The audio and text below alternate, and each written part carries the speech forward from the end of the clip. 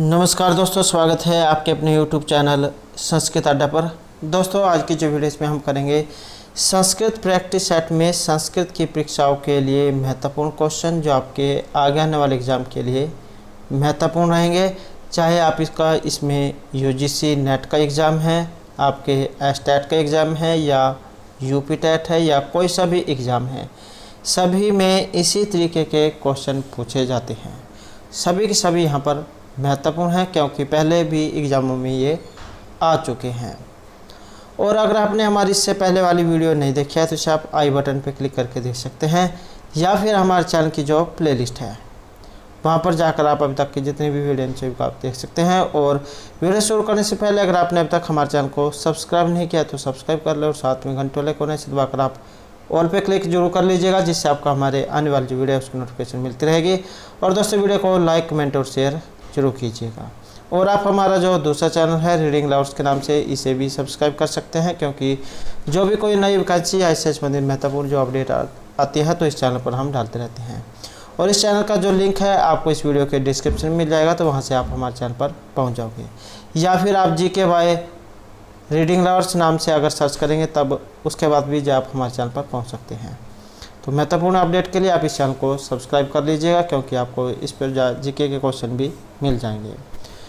और एक जो है महत्वपूर्ण अपडेट रहेगी, जिसने भी DSSB का एग्ज़ाम दिया था संस्कृत में मेल वाले कैंडिडेट, तो उनकी जो लिस्ट है वो रिवाइज हुई है। और अगर आप अपनी रिवाइज हुई लिस्ट को देखना चाहते हैं तो इसकी जो वीडियो है ये आपको इस चैनल पर भी मिल जाएगी, और ये जो हमारा जो चैनल है ये वाला, तो इस पर भी मिल जाएगी। तो दोनों में से किसी पर भी आप वीडियो को देख सकते हैं कि क्या कुछ उसमें बदलाव हुआ है। इसके अलावा जो एस्टेट वाले हैं जो हरियाणा से है और अध्यापक पात्रता परीक्षा देना चाहते हैं, तो इसका जो ऑफिशियली जो नोटिफिकेशन है वो भी आ चुका है और इसके ऊपर भी हमारे द्वारा जो वीडियो बनाई गई है। और इसके अगर आपने वो वाली वीडियो नहीं देखी है तो वो आपको इस चैनल पर मिल जाएगी और इस पर भी मिल जाएगी, तो किसी पर भी आप इसमें से देख सकते हैं। और आज से आपके फार्म भरने ये शुरू हो जाएंगे, तो लास्ट डेट वगैरह जो भी कुछ है उसमें, और कब से आपका एग्ज़ाम है, तो नवंबर के महीने में आपका एग्ज़ाम है, तो सभी कुछ डिटेल्स आपको उसमें मिल जाएगी। तो वो वीडियो आप ज़रूर देख लेना। और इसके अलावा जो एक कैंडिडेट जो सिलेबस के बारे में बोलते हैं, ये एस्टेट जो है इसका सिलेबस अभी तक जो आपका HBSC है या ये जो एस्टेट जो है, ये जो एग्ज़ाम लिया जाता है जिनके द्वारा HBSC के द्वारा, तो इनके द्वारा एस्टेट जो है इनका कोई भी सिलेबस जारी नहीं किया गया है अभी तक। जैसे आपने और एग्ज़ाम देखे होंगे उसमें अलग अलग दिया जाता है कि इतने नंबर का ये आएगा, इतने नंबर का आएगा, तो एस्टेट के बारे में ऐसा कुछ भी आपको देखने को नहीं मिला है। अभी तक ऐसा कोई सिलेबस जारी नहीं हुआ है, सिर्फ इतना ही आपको देखने को मिलता है। जैसे इसमें 4 पार्ट होते हैं। आपका पहला पैडागोजिक होता है, उसमें 30 नंबर आते हैं। और दूसरा जो आपका ये जो पार्ट है जिसमें 15 नंबर की हिंदी हो गई, 15 की इंग्लिश हो गई। और ऐसे ही तीसरा पार्ट है जिसमें आपके ये मैथ आते हैं और हरियाणा GK के क्वेश्चन आते हैं। और ऐसे ही जो आपका ये चौथा नंबर है जिसमें आपका सब्जेक्ट आता है, 60 नंबर के क्वेश्चन आते हैं, जिसमें जैसे आपका यहाँ पर संस्कृत है तो संस्कृत के 60 क्वेश्चन आएंगे, या जिसका भी जो सब्जेक्ट है हिंदी इंग्लिश जो भी है तो 60 नंबर के क्वेश्चन आते हैं। तो सिर्फ जो इतना ही दिया रहता है, उसके अंदर यह नहीं दिया रहता है कि जैसे यहाँ पर 60 नंबर की संस्कृत है उसके अंदर क्या क्या पूछा जाएगा। तो इस प्रकार का अभी तक कोई भी जारी नहीं किया गया है, सिर्फ इतना ही दिया रहता है। तो यहाँ पर हमारे द्वारा जितने भी आपको वीडियो कराई जा रही है तो आपके लिए सभी ये महत्वपूर्ण है, चाहे इसमें अब वाली वीडियो है या हमारे द्वारा पहले जो एस्टेट के एग्ज़ाम की तैयारी कराई गई है, तो उन वीडियो को भी आप ज़रूर देखिएगा क्योंकि इससे जो आपको एग्ज़ाम में मदद मिलेगी, क्योंकि उनमें में भी जो बहुत से क्वेश्चन जो कराए गए हैं। तो आप जो है सभी को जो जितने भी वीडियो हैं सभी को ज़रूर देखिएगा। तो हमारा जो यहाँ पर पहला जो क्वेश्चन है तो ये आपके तिंग प्रत्याहार से है।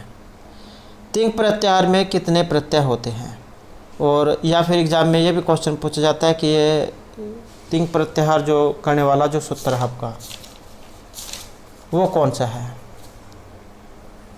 ये आपका शुभ तिगंतम पदम आपने सूत्र पढ़ा होगा, तो वो आपकी पद संज्ञा करता है और शुभंत और तिगंत की करता है। ये शुभंत और तिगंत की पद संज्ञा करता है और सूत्र है शुभ तिगंतम पदम। शुभंत और तिगंत, शुभंत क्या होते हैं? आपके जितने भी ये शब्द रूप हैं, जैसे राम, बालक, जितने भी हो गए आपके ये शब्द रूप, ये सारे होते हैं शुभंत। और एक होता है तिगंत। तिगंत होते हैं आपकी धातुएं, जो तिप्तस जी वाली जो होती हैं। तो ये सभी आपकी तिंग प्रत्यय होते हैं, तिगंत इनको कहा जाता है। और एक एग्जाम में इनका क्वेश्चन ये पूछा गया था, जैसे ये पद संज्ञा करने वाला जो सूत्र है शुभ तिगंतम पदम, ये किस प्रकार में आता है? तो ये आपके संज्ञा प्रकरण में है, शुभ तिगंतम पदम। इसके अलावा शुभ तिगंतम पदम है, हलवंतरा संयोग है, प्रसन्निकर्ष संहिता, और इसके अलावा हो गए आपके तुल्यस्य प्रतनम स्वर्णम, और मुख नासिका वचन नासिका हैं, समाहार हैं, सवरित हैं, नीचे उदात हैं और ऊंचे उदात हैं। इसके अलावा ओ कालो अज हर्षव दीर्घ प्लुत हैं, और हो गया आपका आदिरंतेन संहिता, तस्य लोप है, अदर्शनम लोप हैं। तो ये सभी के सभी जो सूत्र आपके संज्ञा प्रकरण से लिए गए हैं, तो इतने आपने याद रखना है। और यहाँ पर बात हुई है ये तिंग प्रत्याहार की कि कितने होते हैं, तो इनकी संख्या 18 मानी गई है। तिप्तस जी, सिप्तस्थ, मिप वस मस, तय ताम छ, था सधाम ध्वम ईड़ वहिंग महिंग। तो ये आपके प्रश्न पद वाले और आत्मनिपद वाले, तो ये यहाँ पर माने गए हैं। तो सुबंत ये जो तिगंत जो है प्रश्न पद वाले हो गए और आत्मनिपद वाले हो गए। 9 इसमें है, 9 इसमें है, तो ये 18 हो जाते हैं। 9 कैसे हो गए? जैसे आपकी प्रथम पुरुष हो गया, मध्यम और अन्य पुरुष, उसमें 9 है और 9 ही आत्मनिपद में है। तो इस प्रकार से ये 18 है। नेक्स्ट यहाँ पर क्वेश्चन है हमारा साधन चतुष्टयम का एक क्वेश्चन है, और यहाँ पर एक नहीं है। तो इसमें से एक नहीं है, और ये जो आत्म संयम जो आया है ये इनमें से अलग है। और साधन चतुष्टय में आपके ये 4 आ जाते हैं, समाधि वस्तुवेक, यह उत्तरार्थ फलभोग विराग, समाधि, और ये मुक्तव, ये मैं। तो इस प्रकार से ये 4 है। नेक्स्ट क्वेश्चन आएगा हमारे यहाँ पर तितिक्षा से, और तितिक्षा जो ऐसे कहा गया है, सर्वदा वासनाओं का त्याग, निषिद्ध विषयों से बाह्य इंद्रियों का निवर्तन करना, सभी मौसमों को सहन करने का अभ्यास या मन का संयम। तो तितिक्षा जो है इसका अर्थ लिया गया है सभी मौसमों को सहन करने का अभ्यास।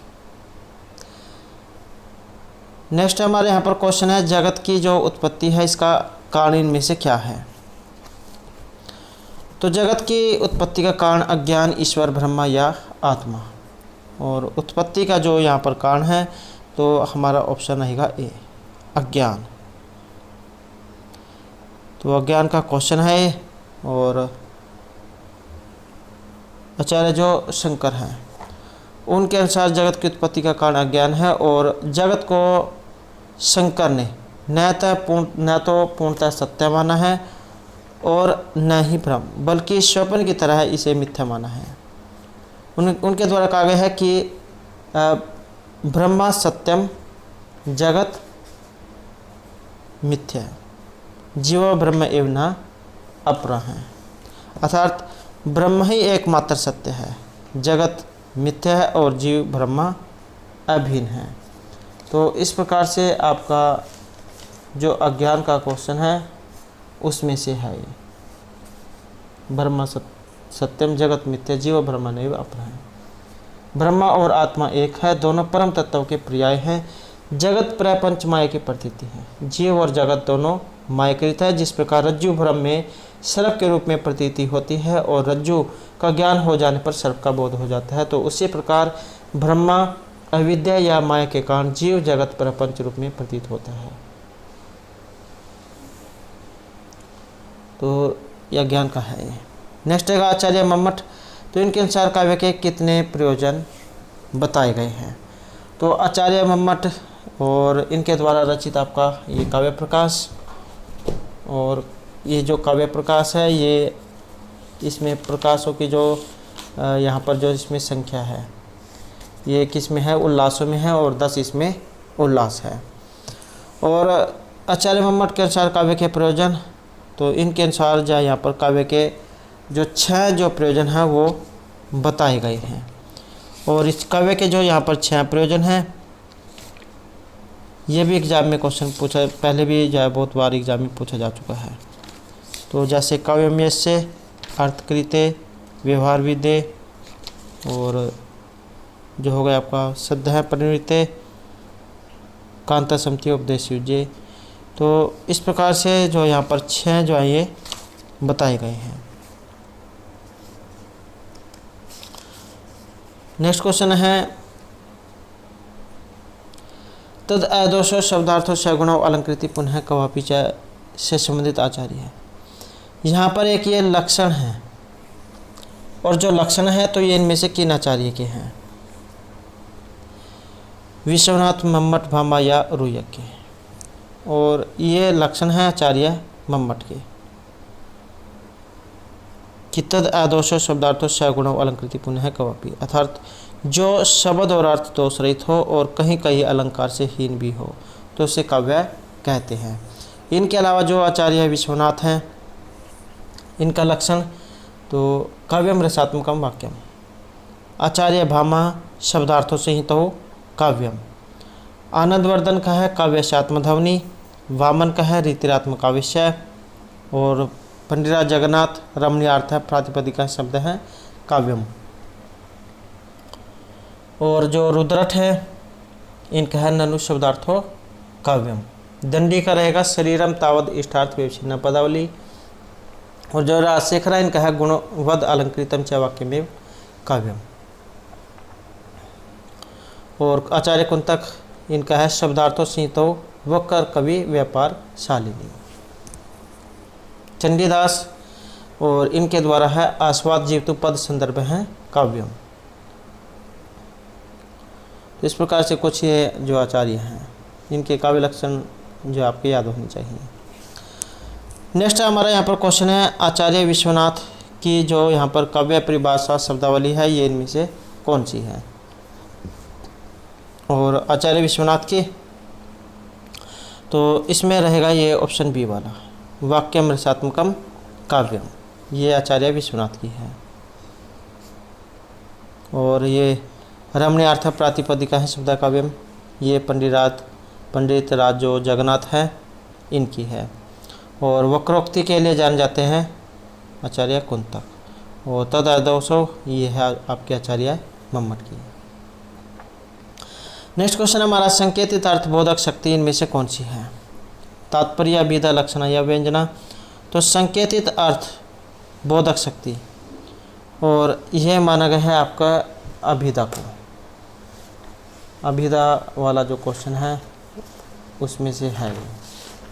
और ये जो यहाँ पर अभिधा जो आई है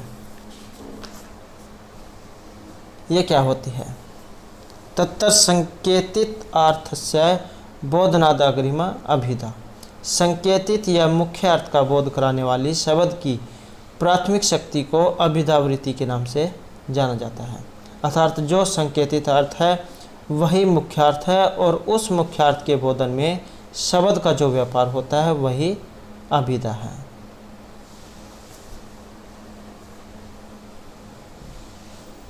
नेक्स्ट क्वेश्चन है राम लक्ष्मणों।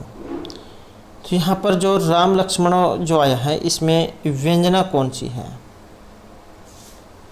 और इसमें जो यहाँ पर व्यंजना संयोग, विरोधिता, साचर्य या अर्थ। तो राम लक्ष्मणों जो व्यंजना है ये आपकी साचर्य व्यंजना को माना गया है। एक कार्य के साथ साथ रहना, सदृश होना, स्वामी वृत्तीय रूप के साथ रहना आदि साचर्य के अर्थ हैं। और ये जो साचर्य है इसके द्वारा राम लक्ष्मणों जो है यहाँ पर राम और लक्ष्मण पद से दशरथ पुत्र राम और लक्ष्मण का ग्रहण किया गया है। नेक्स्ट है हमारा यहाँ पर शंख चक्रो हरि। तो इसमें व्यंजना है और इसमें जो व्यंजना है संयोग, साहचर्य, विरोधिता या विप्रयोग, और यहाँ पर रहेगा ऑप्शन ए है। तो इसमें है संयोग व्यंजना। संयोग जो होता है इसका अर्थ होता है प्रसिद्ध संबंध का होना, और यह संयोग वाचकता का नियामक होता है। शंख चक्रो हरि जो है इसमें हरि शब्द जो है अच्युत जो है ये श्री कृष्ण कह लो या आप जो विष्णु हैं इनका वाचक है। यद्यपि हरि शब्द के यम, अनिल, सुख, कपि, सिंह आदि अनेक अर्थ होते हैं, फिर भी शंख और चक्र का विष्णु भगवान से संबंध प्रसिद्ध है। तो इसी हेतु से यहाँ पर हरि शब्द का वाचार्य विष्णु से है। तो शंख चक्र हरि जो है इसमें ये संयोग को माना गया है। नेक्स्ट है यहाँ पर अलंकार संप्रदाय के जो प्रवर्तक आचार्य है यहाँ पर कौन है, और दंडी, वामन, भामा या क्षेमेंद्र। तो आचार्य जो भामा है, अलंकार जो संप्रदाय है उनके लिए इन्हें जाना जाता है।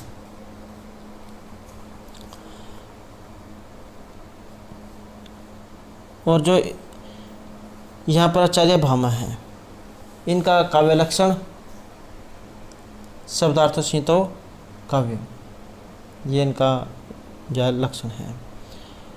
और जैसे अन्य आचार्य हैं, आचार्य यास्क हो गया, इनके द्वारा रचित है निरुक्त, वेद के जो छांगवन में गिना जाता है।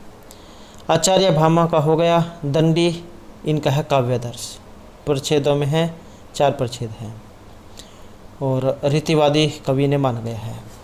आचार्य वामन इनका है काव्य अलंकार सूत्र, रीति जो संप्रदाय है उसके प्रवर्तक आचार्य इन्हें माना गया है, रीतिरात्मक अवश्य है।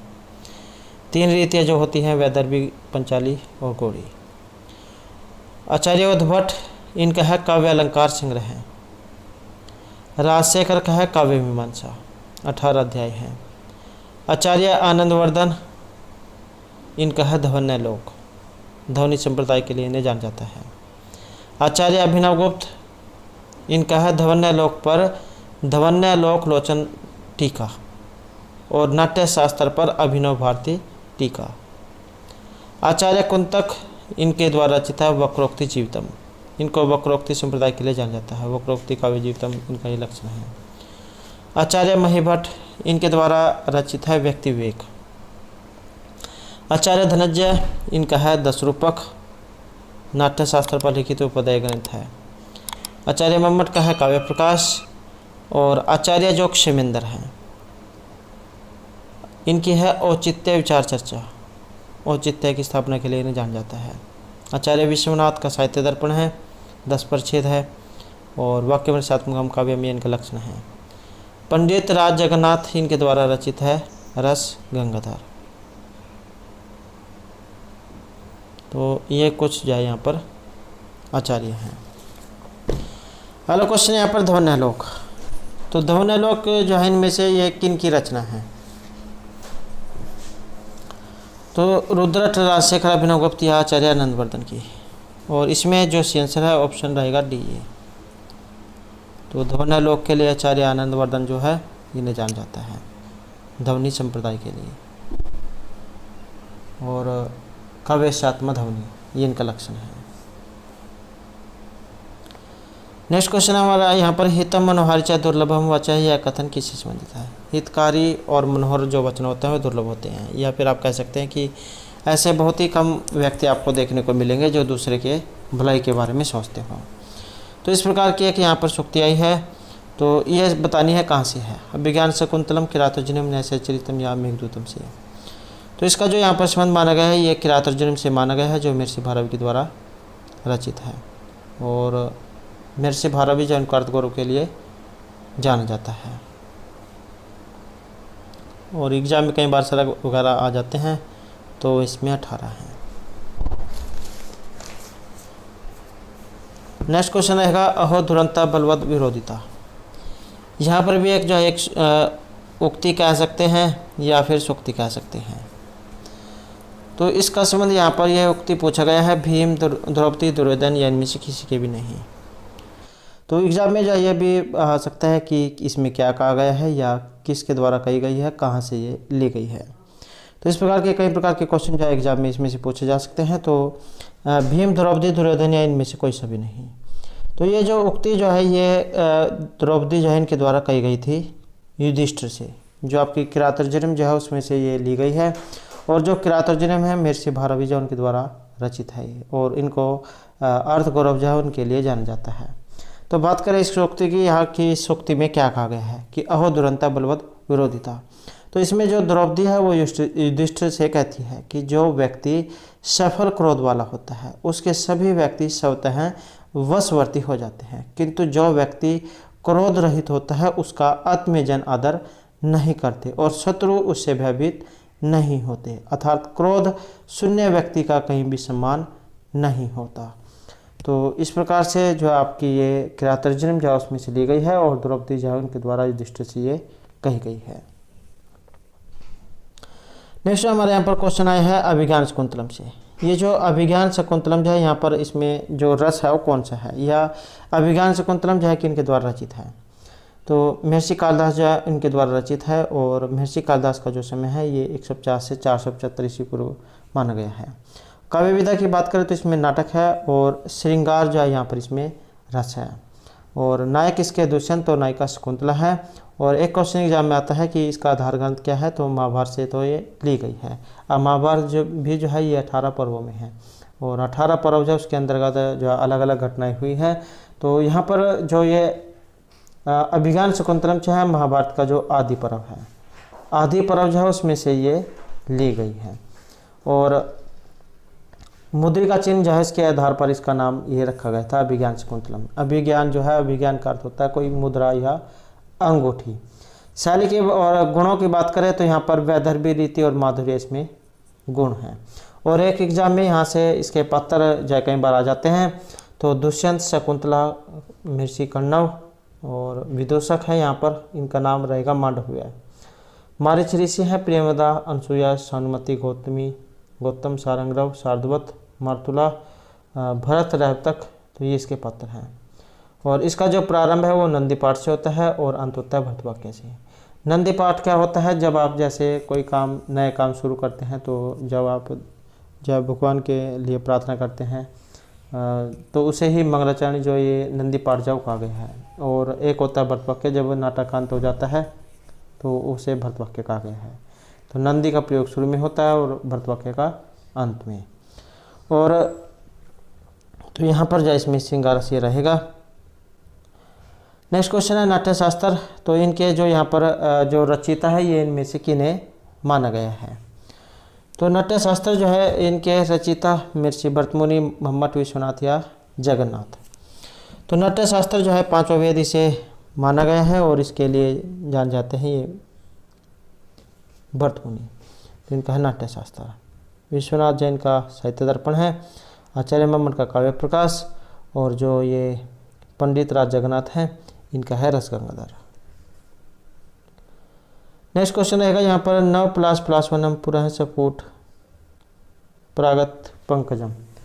तो यहाँ पर जो है कि ये आपके जो अलंकार हैं, अलंकार के अंदर से ये जो आपके लक्षण हैं एक के, और या फिर आप कह सकते हैं कि उदाहरण है एक का। नव प्लास पुरः सपोट प्रागत पंकजम मृदु लतांत में लोके सह सुरभीम सुमन फराई। तो इस प्रकार का ये उदाहरण है। और यह जो उदाहरण है यहाँ पर ये आपके यमक जो अलंकार है इसका उदाहरण है, जिसका लक्षण है सत्य अर्थे पृथक अर्थाया स्वर व्यंजन संहिते कर्मेण तेन एव ऋति यमक विनिगत्ते। तो ये आपके यमक अलंकार का लक्षण और ये इसका उदाहरण है। ये जो यहाँ पर उदाहरण है इसमें जो प्रथम पाद है इसमें दोनों प्लास शब्द सार्थक हैं। प्रथम प्लास जो है इसका अर्थ पत्थर और द्वितीय का अर्थ ढाक से लिया गया है। द्वितीय चरण में जो प्रथम प्राग शब्द ये सार्थक है जिसका अर्थ पुष्पों के रस से है।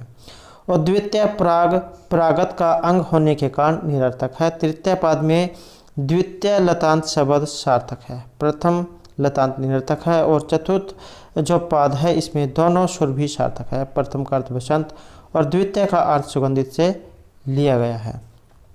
तो ये जो यमक अलंकार वहीं पर होता है जहाँ पर एक शब्द है और उसके अलग अलग अर्थ ये दिए गए होते हैं। तो ये आपका यमक अलंकार होता है। इसका लक्षण ये आपने याद रखना है। और बात करें अन्य अलंकारों की तो जैसे श्लेष अलंकार है, इसका लक्षण रहेगा श्लिष्टै पदे अनेक अर्थावधाने श्लेष इष्यते। और इसका उदाहरण है प्रतिकूलताम उपगते ही विधौ विफलतम मेति बहु साधनता अवलंबनाय दीर्घवर्तनबोन प्रतिशत कर शास्त्रमपि। ये इसका उदाहरण है। और जो आपका अनुप्रास अलंकार है, अनुप्रास है शब्द समय वैषम्यपि समरस्यत। ये अनुप्रास जो अलंकार है उसका लक्षण है। और लता कुंजम गुंजन मधवल्ली पुंजम चपलियन, तो ये इसका उदाहरण है। और जो आपका उत्प्रेक्षा अलंकार है इसका रहेगा संभावनम अथ उत्प्रेक्षा प्रकृत स्मिनियत। ये इसका लक्षण है। और उदाहरण है लिम्फ तीव्र तमंगानी वर्षति वजनम नभ असत पुरुष दृष्टि विफलताम गतः। तो ये आपके अलंकार हैं।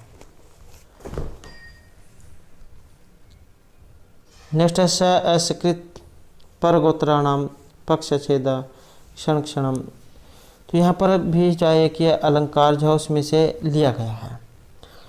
और यहाँ पर जो इसमें अलंकार है तो ये आपका श्लेष जो अलंकार है वो आया है। श्लेष अलंकार जो है इसका लक्षण तो श्लिष्टै पदे अनेक अर्थावधाने श्लेष इष्यते। श्लेष युक्त पदों के द्वारा अनेक अर्थों का कथन होने पर श्लेष अलंकार होता है। श्लेष्ठ पद का अर्थ होता है ऐसा पद जिसमें अनेक अर्थ आश्लिष्ट हो। ऐसे पदों से अनेकार्थ बोधन में श्लेष अलंकार होता है। ये आप कह सकते हैं कि एक ही शब्द दिया गया है उसके अर्थ कई प्रकार के निकले हैं। तो एक ही शब्द से कई अर्थ जहाँ पर हो तो वहाँ पर शेष जो अलंकार है ये होता है। और जो यहाँ पर ये उदाहरण आए हैं इसका जो प्रथम पद है असकृत, अनेक बार, परगोत्र, शत्रु पक्ष। और ये जो पक्षछेद आया है पक्ष विनाश में। और जो ये क्षण क्षण आया है एक ही क्षण में समर्थ है कि सैकड़ों करोड़ों रुपए दान देने वाले वधन्य की स्थिति का प्राप्त हुआ विबुध इंद्र पंडित श्रेष्ठ भूपति शोभित हो रहा है। द्वितीय जो है इसका अर्थ अनेक बार श्रेष्ठ पर्वतों के पंख काट लेने में क्षण भाव में समर्थ, वज्र के द्वारा शत्रुदल को खंडित कर देने वाले हैं वह देवराज इंद्र सुशोभित हो रहे हैं। तो पहले का अर्थ यहाँ पर राजा से है और दूसरे का अर्थ ये इंद्र जो है उनसे लिया गया है।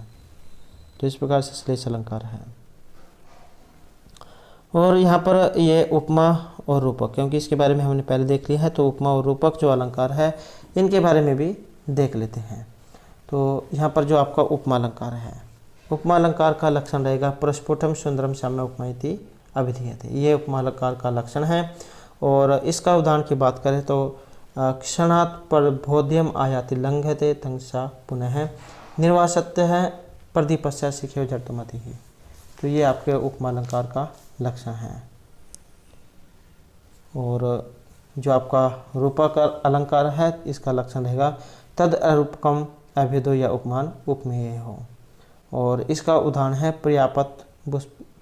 पर्यापत पुष्पस्त बक्षतनभ्य सफूरत परवालोष्ट मनोहरभ्य।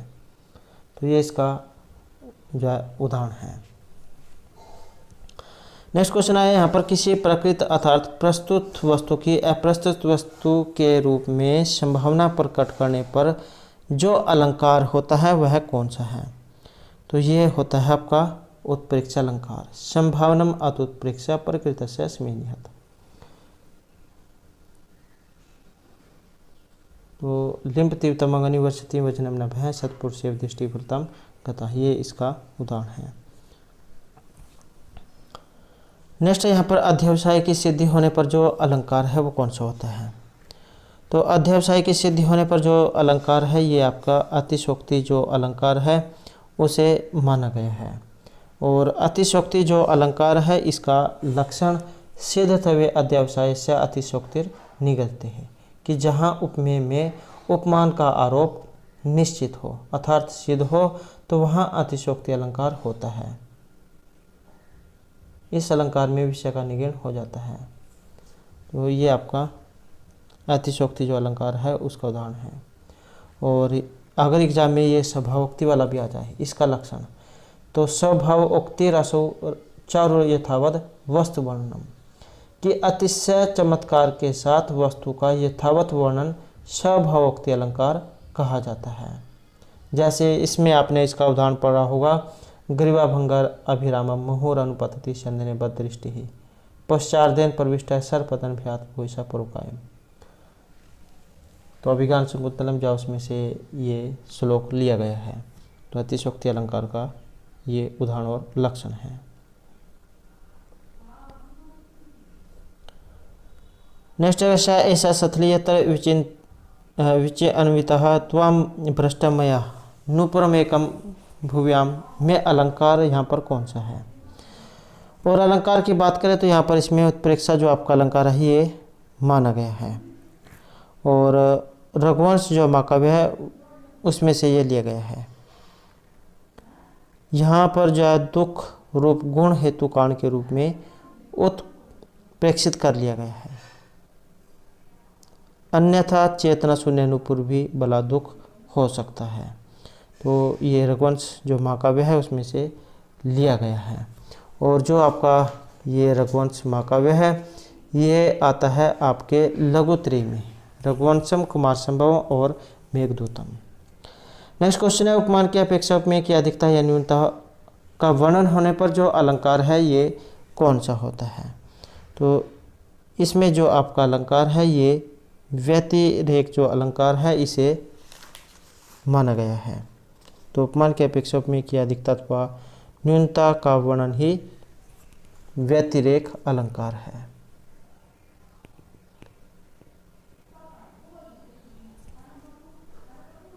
नेक्स्ट क्वेश्चन है अभिज्ञान शकुंतलम में जो विदूषक है, विदूषक का चित्रण हुआ है। तो अभिज्ञान शकुंतलम में विदूषक इनमें से कौन है, ये भी एग्जाम में क्वेश्चन आ सकता है। इनका नाम क्या है। तो विदूषक के चित्रण की बात करें तो इसमें तो माना गया है ऑप्शन बी वाला, द्वितीय अंक में। द्वितीय अंक जो इसके प्रारंभ में विदूषक का चित्रण हुआ है। और बात करें यहाँ पर विदूषक का नाम अगर एग्जाम में आ जाए तो इसमें विदूषक का नाम माधव्य है। एग्जाम में माधव्य भी आ सकता है या फिर ये माधव्य या इसका विदूषक अभिज्ञान शकुंतलम। नेक्स्ट क्वेश्चन है अभिज्ञान शकुंतलम के किस अंक के प्रारंभ में शुद्ध विस्कंभ का प्रयोग किया गया है, प्रथम, द्वितीय, तृतीय या चतुर्थ अंक में। तो इसमें जो यहाँ पर शुद्ध विस्कंभ का जो प्रयोग किया गया है तो ये रहेगा आपके ऑप्शन सी वाला, तीसरा जो अंक है तृतीय अंक, इसमें इसका प्रयोग हुआ है। इसमें जो है कण्व के जो शिष्य शकुंतला की अस्वस्थता की सूचना प्रस्तुत करते हैं। तो तृतीय जो अंक है वो यहाँ पर रहेगा। नेक्स्ट क्वेश्चन है नाटकों में विस्कंभ का प्रयोग होता है। तो ये नाटकों में विस्कंभ का प्रयोग होता है और प्रारंभ में, अंत में, मध्य में या कहीं पर भी। तो ये प्रयोग होता है प्रारंभ में।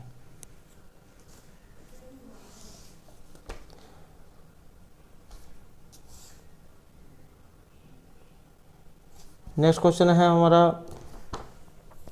अभिज्ञान शकुंतलम नाटक में प्रवेशक का प्रयोग। ये तो हो गया है, रह रहा है अभिज्ञान शकुंतलम में नाटक में प्रवेशक का प्रयोग।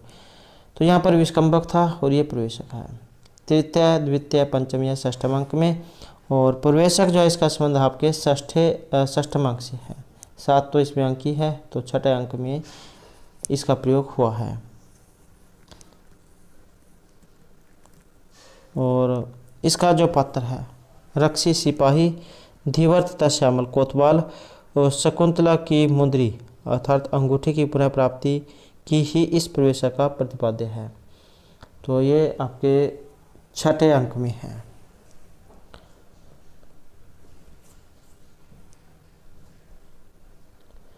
नेक्स्ट क्वेश्चन है नाटकों में प्रवेशक की जो भाषा है वो किस प्रकार की होती है? संस्कृत, प्राकृत, संस्कृत और प्राकृत दोनों, ये इनमें से कोई सी भी नहीं। तो यहाँ पर इनकी भाषा जो है ये प्राकृत को माना गया है। और इसके पात्र निम्न वर्ग के होते हैं, जैसे नौकर, चाकर, चेठिया या द्वारिक वगैरह जो हो गए। नेक्स्ट क्वेश्चन है, साहित्य दर्पण का जो प्रथम परिच्छेद है, इनका जो नाम है वो यहाँ पर क्या है? या फिर आप कह सकते हैं कि इसमें किन का वर्णन हुआ है। और या फिर साहित्य दर्पण किस में है? परिच्छेदों में है। परिच्छेद कितने हैं? 10 हैं। आचार्य विश्वनाथ के द्वारा रचित है। तो प्रथम परिच्छेद जो है यहाँ पर इसका रहेगा काव्य के, जो काव्य का स्वरूप निरूपण है वो यहाँ पर इसमें रहेगा। और ये जैसे 10 परिच्छेद हैं तो इसमें किस किस का वर्णन हुआ है?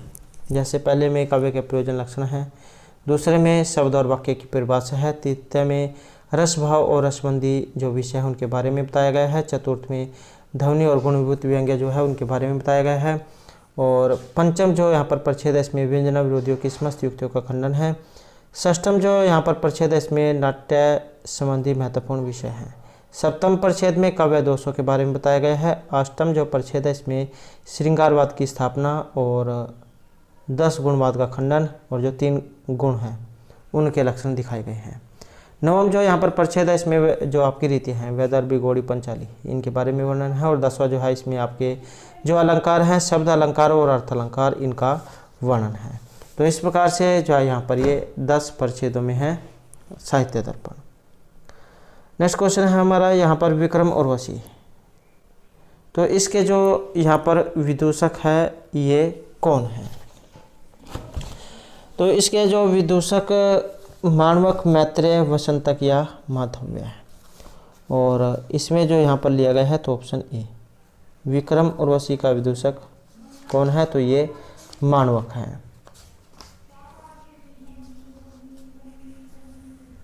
नेक्स्ट क्वेश्चन है अभिज्ञान शकुंतलम नाटक का जो विदूषक ये कौन है? मैत्रेय, माणवक, माधव्य, गौतम। और अभिज्ञान शकुंतलम जो है इसमें रहेगा आपका ऑप्शन बी।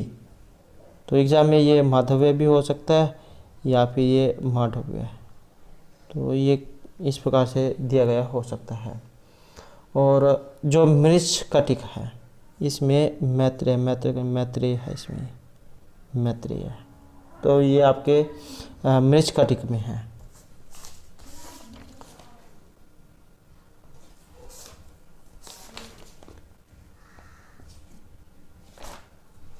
और जो आपके वसंतक अगर एग्जाम में आ जाए तो ये है आपके सपनवास दत्तम में।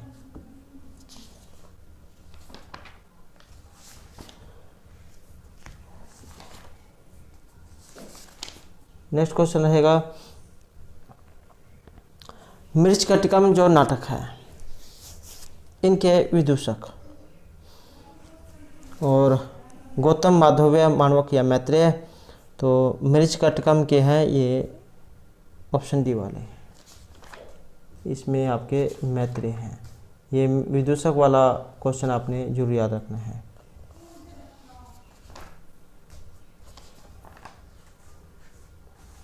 नेक्स्ट क्वेश्चन है हमारा गुणः पूजस्थानम गुणेषु न च लिंगम न च वह उक्ति संबंधित है। तो व्यक्ति के जो गुण होते हैं उन्हें ही सब प्रमुख माना गया है, किसी के आयु विशेष को नहीं। तो गुणों को ही विशेष स्थान है। तो इस प्रकार की यहाँ पर यह उक्ति है, और कहाँ से ये ली गई है? अभिज्ञान शकुंतलम, वेणुसंहार, उत्तरामचरितम या विक्रम उर्वशी से।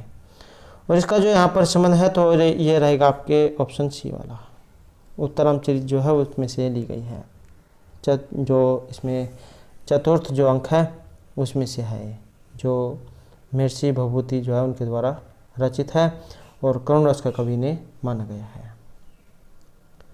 नेक्स्ट है प्रिया शोको जीवम कुसुमी एवं धर्म गलप्यति, यह उक्ति का संबंध जो किससे है? कहाँ से ली गई है? मृच्छकटिकम, मुद्र राक्षसम, उत्तरामचरितम या मालविकाग्नि मित्रम से।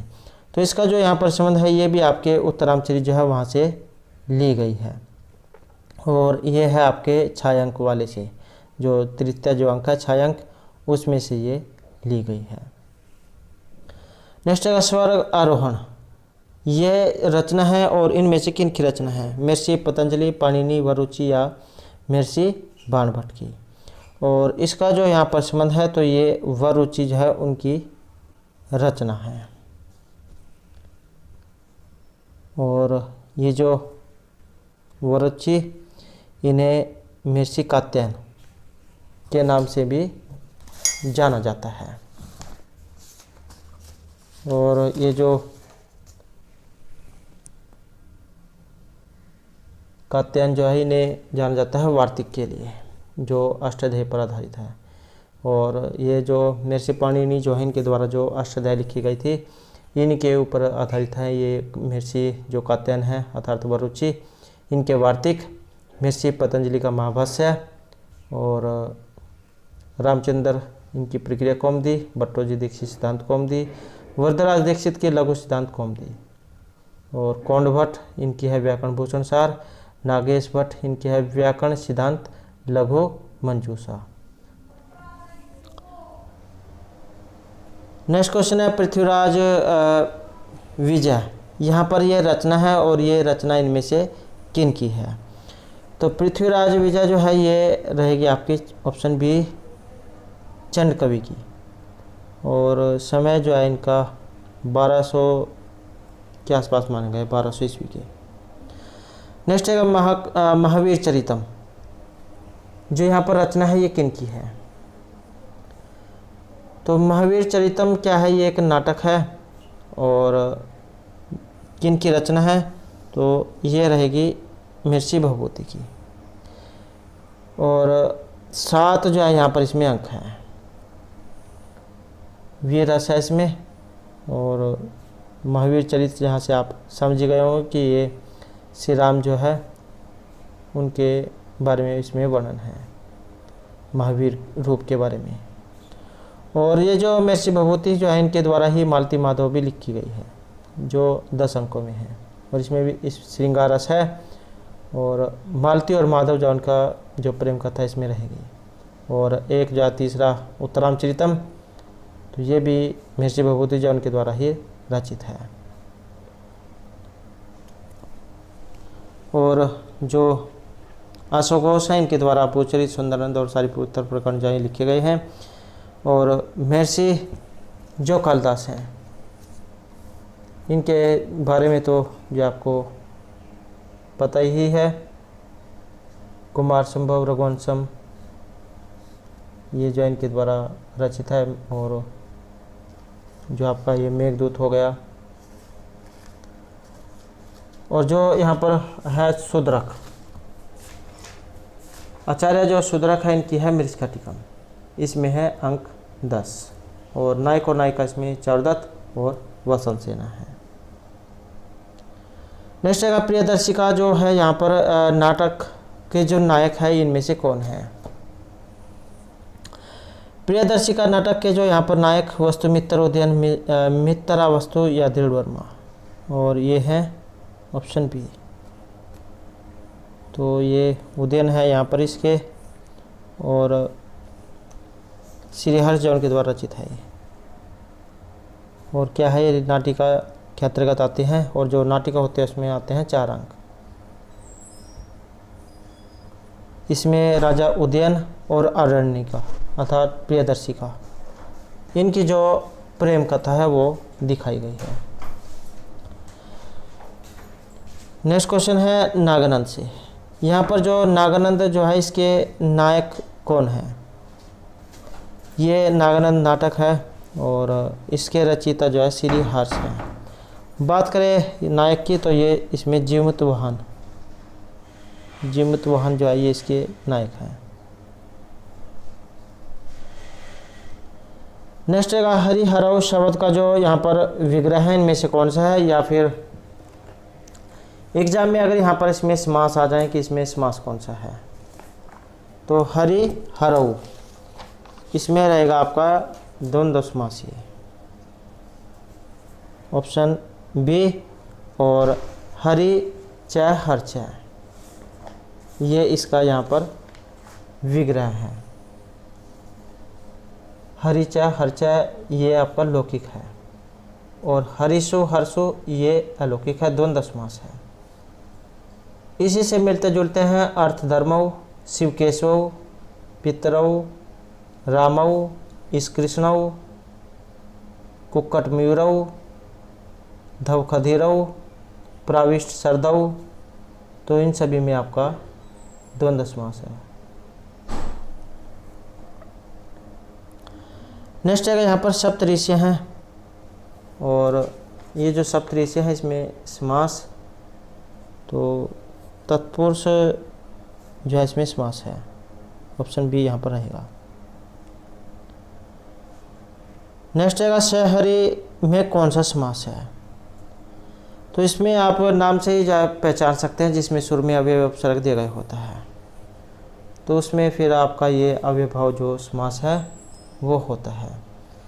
और इसका जो लौकिक विग्रह रहेगा हरे सादृश्यम, और अलौकिक रहेगा हरिगस सहसु। समास अव्ययभाव है।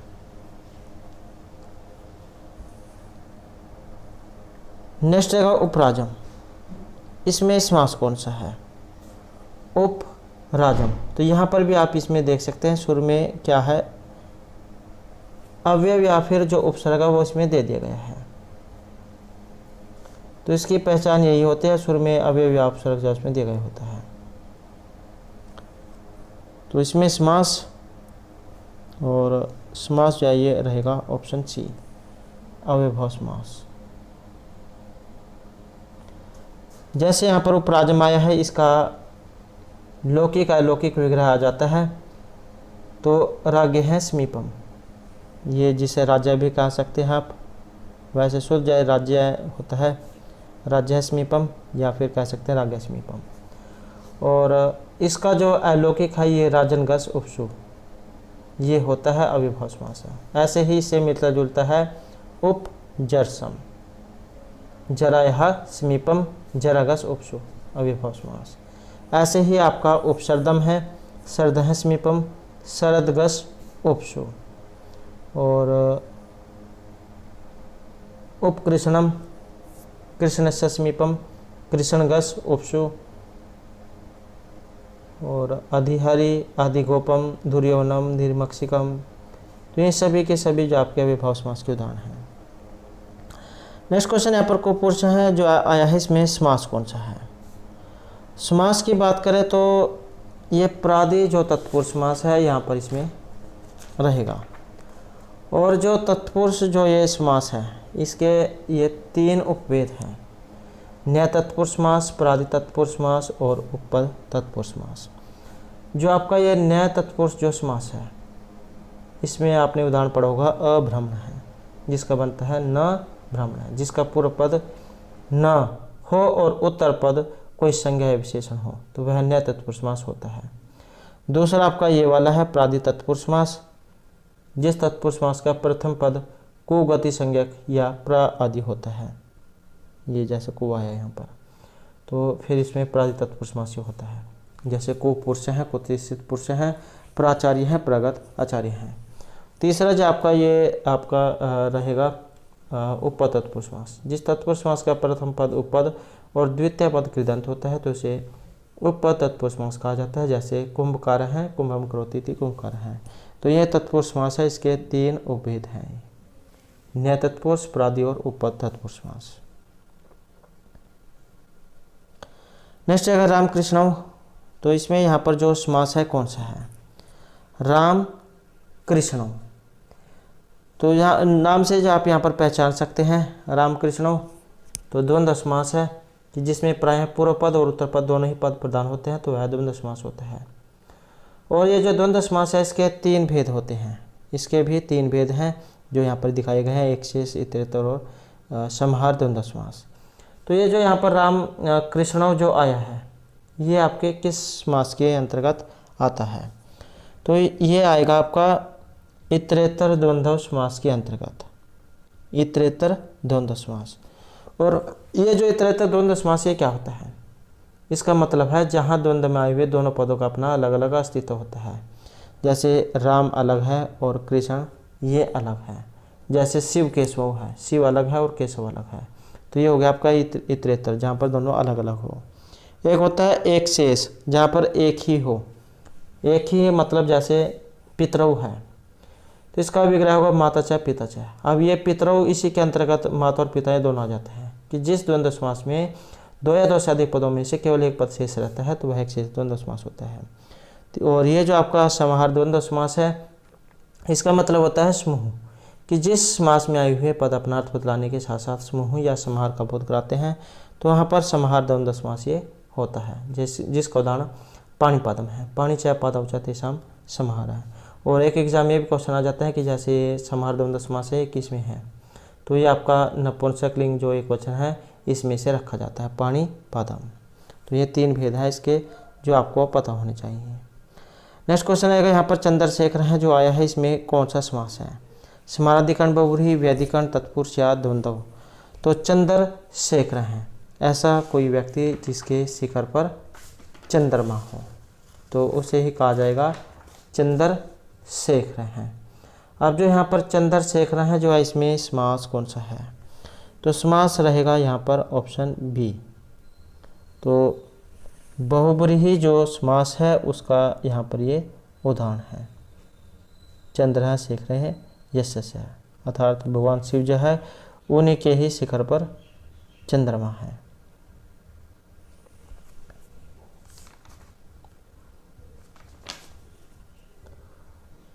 नेक्स्ट जो यहाँ पर क्वेश्चन है पितरऊ। तो ये जो पितरऊ जो यहाँ पर आया है इस शब्द का विग्रह है, जैसे कि हमने पहले द्वंद्व समास किया था, तो माता च पिता च, ये इसका विग्रह रहेगा। नेक्स्ट है हरितरात हैं में जो यहाँ पर समास है ये कौन सा है? तो इसमें समास द्वितीय, तृतीय, चतुर्थी या षष्ठी तत्पुरुष समास। तो इसका जो उदाहरण है ये ऑप्शन बी वाला रहेगा। तृतीय जो तत्पुरुष समास है यहाँ पर इसमें रहेगा। और हरितरात हैं, हरिणा तरात हैं, लौकिक हरिटा तरातसो, ये इसका अलौकिक विग्रह है। और तृतीय तत्पुरुष समास इसमें रहेगा। ये जो तृतीय व्यक्ति जो है इसमें होता है ये वाला टा, आपने पढ़े होंगे सु औजस अमोट सस टा भी हम बिस गे भी हम बेस, तो उसी में से है ये तृतीय भक्ति वाला टा। नेक्स्ट है अभ्रमण में कौन सा समास है? तो जैसे कि हमने पहले जो है ये तत्पुरुष समास वाला जो क्वेश्चन किया था जिसमें न तत्पुरुष समास जो आया था, तो उसी का उदाहरण है अभ्रमण न भ्रमण। न तत्पुरुष समास भी एग्जाम में आ सकता है या फिर खाली ये तत्पुरुष समास जैसे यहाँ पर दे दिया गया है। नेक्स्ट आएगा यहाँ पर ऐसा भावेन लक्षणम सूत्र जो है यहाँ पर ये उदाहरण है। तो ये एग्जाम में कारक प्रकरण जो उसमें से लिया गया है और विभक्ति भी एग्जाम में आ सकती है। तो ये सच भावेन भाव लक्षणम, और इसका जो यहाँ पर संबंध है तो आपके ऑप्शन डी वाला ये रहेगा। अधिकरण जो है वहाँ से लिए गए हैं। जब किसी के कार्य हो जाने पर दूसरे कार्य का होना प्रतीत होता है तो जो कार्य हो चुका होता है उसमें सप्तमी जो विभक्ति है उसका प्रयोग किया जाता है। सप्तमी विभक्ति अधिकरण कारक, जैसे सूर्य उदिते कमलम प्रकाशते। नेक्स्ट कृति कर्मणो कृति, ये सूत्र है। तो ये सूत्र है और विभक्ति जो आपने इसमें बतानी है, तो किस विभक्ति का यहाँ पर ये उदाहरण है? संप्रदान कर्ण संबंध या कर्म कारक का। और इसका जो संबंध है ये आपके संबंध कारक से माना गया है। कर्तृकर्मणो कृति, कृदंत शब्दों के कर्ता और क्रम में षष्ठी होती है। कृदंत शब्द अर्थात जिनके अंत में कृत प्रत्यय हो, जैसे त्रिच, अच, घ, ल्यूट, कितन, अनुकूल, तो इस प्रकार के प्रत्यय हों तो कर्तृकर्मणो कृति और संबंध कारक या षष्ठी विभक्ति। नेक्स्ट क्वेश्चन हमारा यहाँ पर मातु निहलियते कृष्ण है।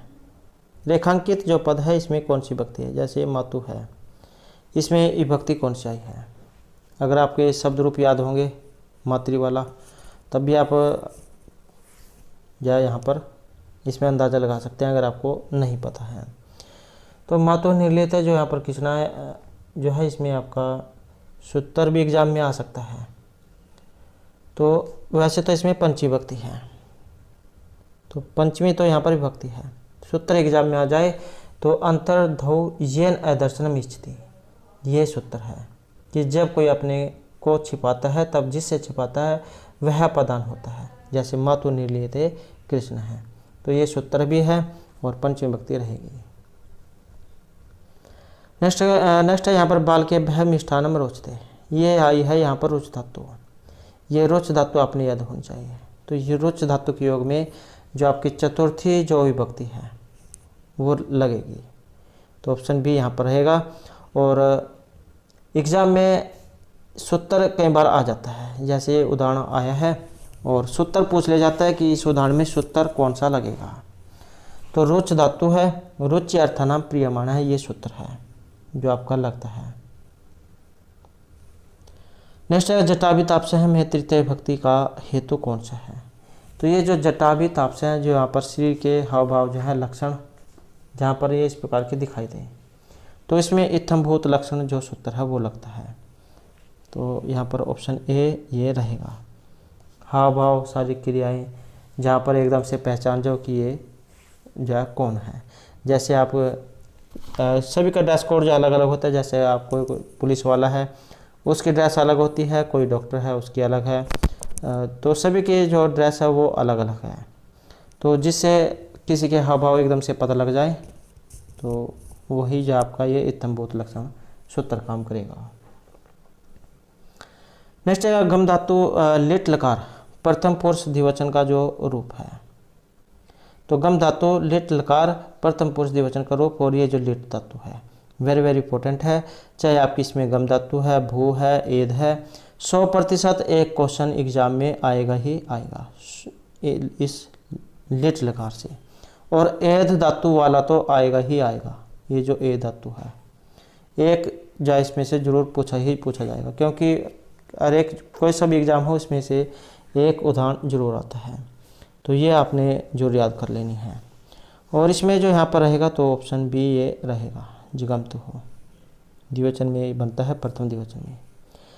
नेक्स्ट है भू धातु है लंग लकार प्रथम पुरुष एक वचन का रूप। आसान क्वेश्चन है। लंग लकार पहचान यही है, शुरू में आ इसमें लगा हुआ होता है। तो इसमें आप ये देख सकते हैं लंग लकार और अभवत अभवतम अभुवन, तो प्रथम और एक वचन अभवत। अब जो यहाँ पर उलझाने के लिए जो एग्जाम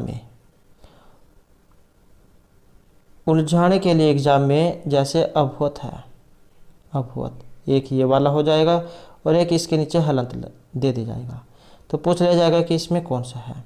तो ये जो हलंत वाला है ये यहाँ पर रहेगा। तो ऑप्शन बी जाए रहेगा आपके लंग लकार जो है इसमें ये रूप आपका बनता है अभवत। तो ये ऑप्शन बी। इसका भी जो आपने जितने भी हैं विभक्तियाँ वे सभी की सभी याद कर लेनी है। जैसे आपका बनता है बबू लिट लकार में, ये आपका लंग हो गया, ये विधलिंग हो गया, ये लुंग हो गया। नेक्स्ट है द्रक्षसी, यहाँ पर क्रिया का लकार है। धातु भी एग्जाम में आ जाती है, तो दृश्य धातु है यहाँ पर ये देखने अर्थ में। और इसके रूप जो है ये जो लिट जो लकार है, ये जो आपका लिट जो लकार है इसमें इसके रूप अलग हो जाते हैं। तो इसमें ये दक्षति दक्षता दक्षंती इस प्रकार से बनता है। तो ये लिट लकार का है, मध्यम का है, एक वचन का। नेक्स्ट है पठ धातु लंग लकार प्रथम पुरुष और जो बहुवचन है। आसान क्वेश्चन है। और पढ़ती पढ़ते हैं पठंती, ये बनते हैं आपके लट लकार में। और लंग जो है इसमें सुर में आ लग जाता है, तो इसकी पहचान यही है, सुर में आ। अब आप इसमें देख सकते हैं इसमें भी है और इसमें भी है।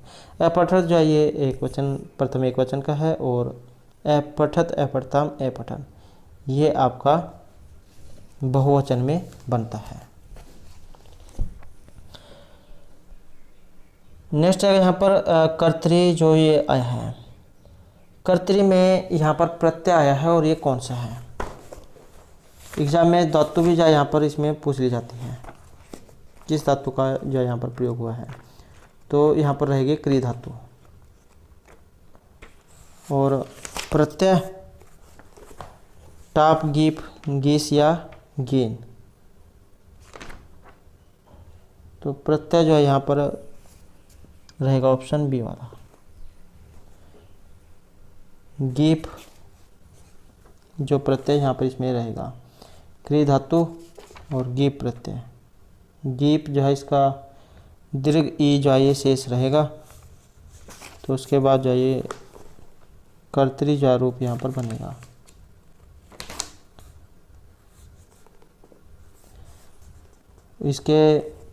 इसमें जो एग्जाम में सूत्र कई बार आ जाता है, तो ऋ गीप ये सूत्र है। ऋकारांत और नकारांत पुल्लिंग शब्दों से स्त्रीलिंग बनाने के लिए गीप जो प्रत्यय है इसका प्रयोग किया जाता है। और ये बड़ी ई जो है जिसे दीर्घ ई कह सकते हैं, तो ये इसमें लगती है। जैसे क्री धातु हो गई, ये वाली जो क्री करने अर्थ वाली, ये क्री धातु हो गई, गीप प्रत्यय कर्तरी रूप बने गया। और ऐसे ही गंत्री है, गम धातु और ये गंत्री, ऐसे ही धात्री और धात्री, तो ये सभी आपके गीप प्रत्यय के उदाहरण हैं। और एक जो इसी का मिलता जुलता है गीन वाला, ये जैसे यहाँ पर गीन आया है, इसके रूप बनते हैं गौतम प्लस गीन, गौतमी, सारंगरवी, वात्सायनी, तो इनमें गीन प्रत्यय है। जातिवाचक, सारंगरव आदि गणपठित शब्दों से अय प्रत्यय के आकार में अंत होने वाले शब्दों से तथा नरी एवं नर शब्दों से स्त्रीत्व की विवक्षा में गीन प्रत्यय जोड़ा जाता है। गीन का दीर्घ ई शेष बचता है।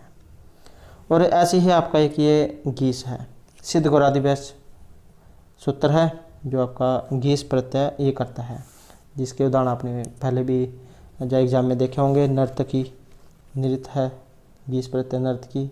गौर, गौरी, मातमहा का बनेगा मातमही। नटी, तटी, शिखंडी, सुदरी, तो ये सभी में आपका सिद्ध गौरादिवश जो सूत्र है वो लगा है। और टाप का तो पता ही आपका ज़्यादा टाप सूत्र लगता है और इसका शेष बचता है। नेक्स्ट क्वेश्चन है यहाँ पर पठनीय शब्द में कौन सा प्रत्यय है। तो पठनीय पठ धातु हो गई और अन्यर जो है प्रत्यय यहाँ पर हो गया। अन्यर जो है अन्य का शेष बचता है, र जो है इसका लोप हो जाता है। तो पठ धातु और अन्यर प्रत्यय, पठनीय जो है यहाँ पर रूप ये बनता है।